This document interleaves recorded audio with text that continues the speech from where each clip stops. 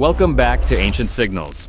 That flickering, liminal space between what we know and what we aren't supposed to.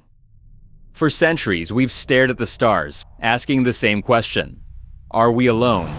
We've sent our own signals, whispers into the cosmic ocean. But what if, just once, the ocean whispered back? August 15th, 1977. The Big Ear radio telescope detected something extraordinary. A narrow-band, high-intensity radio signal lasting just 72 seconds, originating from the constellation Sagittarius. It perfectly matched the expected frequency of hydrogen, the universe's most common element. A frequency many believed an intelligent civilization might use to say hello. It was clean, powerful, and utterly unexplained. Astronomer Jerry Amon, reviewing the data, could only write one word in the margin: wow. For nearly 50 years, the wow signal has remained the single strongest candidate for an extraterrestrial transmission. Never repeated, never fully explained. Until recently, that is. The official explanation now? Comets. Hydrogen clouds around comets, supposedly mimicking the signal. But Dr. Aris Thorne, host of Ancient Signals, argues the math doesn't hold up. The comets sighted weren't even in the right position at the right time. He posits this explanation feels convenient, too neat, almost like a deliberate attempt to close the book on the most compelling mystery in SETI history. The question, he insists, isn't, what was it? The question is, why are they trying so hard to convince us it was nothing? Dr. Aris Thorne, a brilliant radio astronomer, once a rising star in the official search for extraterrestrial intelligence. Now, an outcast. Fired from a major project for pursuing signals deemed anomalous, for questioning official narratives too quick to dismiss the unknown. He continues his search here, independently, funded by viewers like you, driven by the belief that the truth is buried deep in the noise. But his pointed questions are making waves and attracting unwanted attention from shadowy corners. The moment his broadcast ends, his phone rings. It's Dr. Elena Ramirez, a leading astrophysicist and Aris's former colleague. She represents the mainstream view, challenging Aris's focus on the comet theory, arguing he undermines credible research by chasing ghosts and feeding conspiracies. Aris counters, insisting the comet hypothesis is flawed science, a convenient dismissal rather than a real explanation, potentially masking a deliberate effort to bury the wow signal. Elena firmly retorts that science progresses, finding natural explanations for old mysteries without resorting to alien conspiracies. Dr. Ramirez is a respected expert in fast radio bursts. She believes extraordinary claims require extraordinary evidence, a bar the wow signal hasn't met. She worries Aris's obsessive focus damages his reputation and potentially harms the legitimate search for answers, a search already struggling for funding and credibility. The call ends, leaving Aris feeling isolated but resolute. Elena, however, seems thoughtful. Perhaps Aris's passion struck a chord.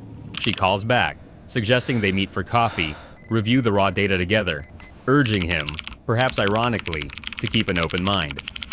Aris agrees, seeing a chance, however slim, to make his case directly.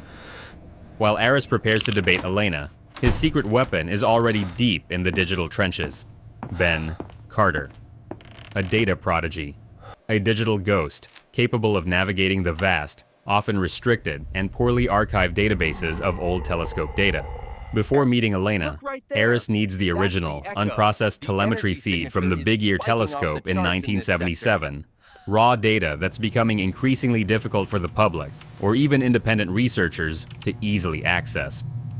Ben confirms he's secured the full raw telemetry feed, mentioning he had to bypass some new, surprisingly sophisticated firewalls, unusual for such old data. He shows Aris the main 72-second event, exactly as documented. Then he points out something else, something buried deep in the noise floor, right before the main signal hit, a tiny precursor echo, a blip so small, so brief, It was dismissed by the original analysts, and everyone since, as simple instrument noise, irrelevant static from a 1970s machine.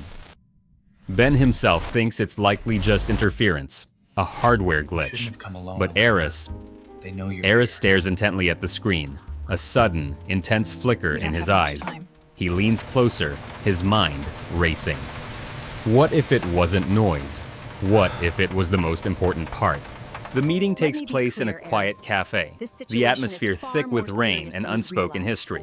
It's a careful dance between old friendship and deep professional disagreement. Elena lays out the standard logical arguments against the wow, signal's artificiality, its unique, non-repeated nature, the uncertainty of its precise point of origin, the theoretical possibility, however remote, that complex natural phenomena could mimic such a signal. She represents the careful, necessary skepticism of mainstream science. Aris takes his chance. He reveals Ben's discovery, the echo, the anomaly everyone ignored for 50 years. He presents his radical, career-defining idea. What if the signal wasn't just the 72-second burst, the shout? What if that was just the main transmission? What if this tiny, dismissed blip is actually part of the message? A digital handshake, a coded preamble. Elena pushes back immediately, her training grounded in rigorous scientific method. The echo is statistically insignificant, buried deep below the standard signal-to-noise threshold required for a definitive detection. It could be anything: a distant quasar pulse, a random flicker of atmospheric interference, even a faulty transistor sputtering in the Big Ear's receiver back in '77. Correlation doesn't equal causation. But Aris plants the seed of doubt, connecting the echo to the other anomalies surrounding the signal. Why the renewed aggressive push for the weak comet theory now? Why the new, sophisticated firewalls Ben encountered on a decades-old public data archive? What if the echo isn't noise? What if it's the very piece of data someone doesn't want scrutinized? Their intense conversation is not private. Control is watching, listening. The machine is aware that Thorne is digging deeper, that his compelling, if unorthodox theories are potentially pulling others, respected scientists like Ramirez, back into his orbit. The meeting ends without a clear resolution, but Elena is visibly disturbed, thinking. The seed of doubt, the possibility of something more, has been planted. Aris returns to his base, his mind racing, fueled by the urgent need for concrete proof, something Elena can't dismiss. And then, the potential breakthrough. Ben Carter, the data ghost, calls from the server room. He's been running a novel, custom filtering algorithm on the precursor echo, a program designed specifically to find non-random patterns hidden within what appears to be chaotic noise. And it worked. Ben explains his findings excitedly over the comm. When you filter out the known galactic background frequencies and compensate for predicted 1977-era hardware noise, the precursor isn't just a spike. It's a sequence. A series of rapid, discrete pulses. Faint, yes, barely above the noise floor, but clearly structured. Possibly binary, perhaps something more complex, but definitely, absolutely not random noise. It's faint, buried deep for 50 years, but it's there. A structured sequence of pulses hidden just before the main event. A potential digital signature, a calling card, proof that the wow signal might be even stranger, more complex, and more definitively artificial than anyone ever dreamed. But their discovery does not go unnoticed. Somewhere, deep within the digital infrastructure monitoring scientific data access, a sophisticated intrusion detection algorithm flags Ben's deep data probe, his specific, unusual filtering technique. Control is now fully aware that Thorne hasn't just found the raw data. He's found the hidden anomaly. The game has changed. So, what have we found? A ghost in the machine. A hidden structure, a potential preamble, within the most famous anomalous signal ever detected. For 50 years, the world focused only on the spectacular 72 seconds of wow. Was the real message, or at least the introduction, the crucial context, deliberately hidden, or simply lost in the static just before it? Here's my perspective. The official comet explanation feels increasingly like deliberate, almost clumsy, misdirection. The new firewalls Ben encountered suggest someone wants this specific data buried, kept out of sight, and this structured echo, it screams for explanation. It potentially shifts the wow. Signal from a bizarre one-off cosmic anomaly to a potential multi-part engineered transmission. A true signal. What do you think? Is this precursor echo just a highly improbable coincidence? A more complex form of natural interference we don't yet understand? Or is it the smoking gun, the proof that the wow signal was deliberately crafted by an extraterrestrial intelligence? And if so, why was this specific part of the signal hidden or ignored for so long? And by whom?